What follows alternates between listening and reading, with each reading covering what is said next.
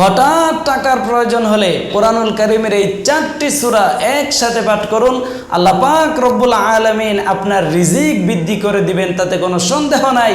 এটা আমার কথা নয়, নবী করিম সাল্লাল্লাহু আলাইহি সাল্লাম বলেছেন। আনাস ইবনে মালিক রাদিয়াল্লাহু তাআলা আনহু থেকে হাদিস এসেছে, তিনি বলেন নবী করিম সাল্লাল্লাহু আলাইহি সাল্লামের নিকট জন এক সাহাবী আসলো। আসার পরে নবী করিম সাল্লাল্লাহু আলাইহি সাল্লাম বললেন, হাল তাজাওয়াজতা ফুলান, তুমি কি বিয়ে করেছো?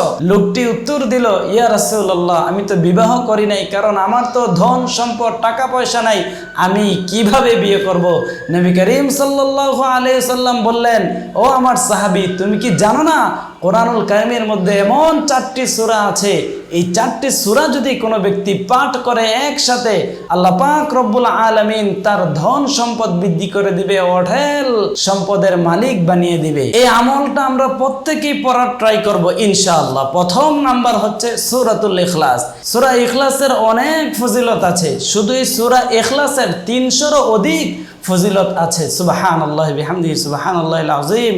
এত পরিমাণ ফজিলত এই সূরাতুল ইখলাসের মধ্যে আল্লাহ পাক রব্বুল আলামিন রেখেছেন। শুধু তাই নয়, কোনো ব্যক্তি যদি সূরাতুল ইখলাস 10 বার পাঠ করে, আল্লাহ পাক রব্বুল আলামিন জান্নাতের মধ্যে তার জন্য একটা সুন্দর ঘর বানিয়ে দিবে। সুবহানাল্লাহি বিহামদিহি সুবহানাল্লাহিল আযীম। দ্বিতীয় নাম্বার হচ্ছে সূরাতুন নাসর। নবী করিম সাল্লাল্লাহু আলাইহি ওয়াসাল্লাম বলেছেন যে সূরাতুন নাসর হচ্ছে কোরআনুল কারীমের 4 ভাগের 1 ভাগ। সুতরাং এই সূরাতুন নাসর আমরা পড়ব, ইযা জাআ নাসরুল্লাহি ওয়াল ফাth وَرَأَيْتَ النَّاسَ يَدْخُلُونَ فِي دِينِ اللَّهِ أَفْوَاجًا فَسَبِّحْ بِحَمْدِ رَبِّكَ وَاسْتَغْفِرْ إِنَّهُ كَانَ توابا। এই সূরাতুন নাসর হচ্ছে কোরআনুল কারীমের 4 ভাগের 1 ভাগ। সুতরাং 2 নম্বর আমলটা হচ্ছে সূরাতুন নাসর পড়ব। তৃতীয় নাম্বার হচ্ছে সূরাতুল কাফিরুন।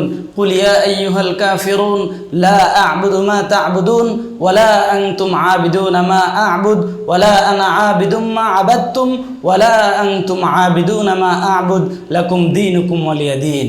এই সূরাতুল কাফিরুন 3 নম্বরে আমরা পড়ব। চতুর্থ নাম্বার হচ্ছে সূরাতুল জিলজাল। নবী করিম সাল্লাল্লাহু আলাইহি ওয়াসাল্লাম বলেছেন, সূরাতুল জিলজাল হলো কোরআনুল কারীমের 2 ভাগের 1 ভাগ। সুতরাং প্রথম নাম্বার হলো সূরাতুল ইখলাস, দ্বিতীয় নাম্বার হলো সূরাতুন নাসর, তৃতীয় নাম্বার হচ্ছে সূরাতুল কাফিরুন, চতুর্থ নাম্বার হচ্ছে সূরাতুল জিলজাল। প্রথমে আমরা 2 রাকাত সালাতুল হাজত পড়ব, তারপরে এই 4টি সূরা একসাথে পড়বেন, তারপরে ইস্তিগফার পড়বেন, আস্তাগফিরুল্লাহ রাব্বি মিন কুল্লি যামবি ওয়া আতুবু ইলাইহি লা হাওলা ওয়ালা কুওয়াতা ইল্লা বিল্লাহিল আলিয়্যিল আযীম। তারপরে আমরা দুরূদ শরীফ পড়ব, কারণ নবী করিম সাল্লাল্লাহু আলাইহি ওয়াসাল্লাম বলেছেন, মান সাল্লা আলাইয়া ওয়াহিদাতান সাল্লাল্লাহু আলাইহি আশরা। যে ব্যক্তি নবী করিম সাল্লাল্লাহু আলাইহি সাল্লামের উপর একবার দুরূদ পাঠ করবে, আল্লাহ পাক রব্বুল আলামিন তার উপর 10টি রহমত নাজিল করবেন। সুবহানাল্লাহি ওয়া বিহামদিহি সুবহানাল্লাহিল আযীম।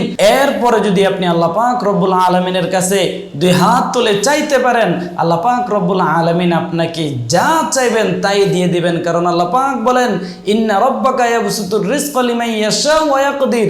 আমি হচ্ছি ধন সম্পদের মালিক। আল্লাহ পাক রব্বুল আলামিন বলেন, আমার কাছে অজস্র আছে, অসংখ্য আছে, তুমি কত চাও আমি তোমাকে দিয়ে ভরপুর করে দিব। এজন্য আমরা এই আমলটি করার চেষ্টা করব ইনশাআল্লাহ। আল্লাহ পাক রব্বুল আলামিন আমাদেরকে এই আমলগুলো করার তৌফিক দিক। সকলে বলি আমিন।